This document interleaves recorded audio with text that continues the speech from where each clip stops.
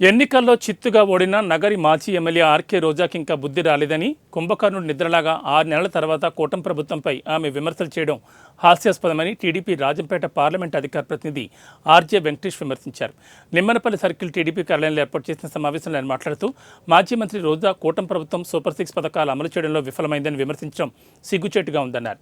కూటమి ప్రభుత్వం అధికారంలోకి వచ్చిన తర్వాత సూపర్ 6 పథకాలను ఒక్కొక్కటిగా చిత్తశుద్ధితో అమలు చేస్తున్నారన్నారు.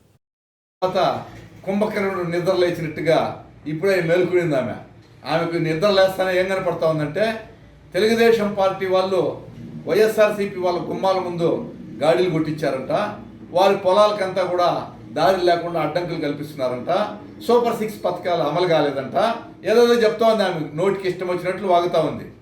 రోజా గారికి స్పష్టంగా తెలియజేస్తున్నాం, తెలుగుదేశం పార్టీ అధికారంలోకి వచ్చిన తర్వాత సూపర్ 6 పథకాల్లో భాగమైనటువంటి పింఛన్ల పెంపు కార్యక్రమం గతంలో మేము ఇచ్చిన వాగ్దానానికి అనుగుణంగా అరియర్స్తో సహా చెల్లించాం, గుర్తు తెచ్చుకో రోజమ్మ అని మేము తెలియజేస్తున్నాం. అదేవిధంగా గ్యాస్ సిలిండర్లు మహిళలకు ఉచితంగా ఇచ్చేదానికి శ్రీకారం చుట్టాం.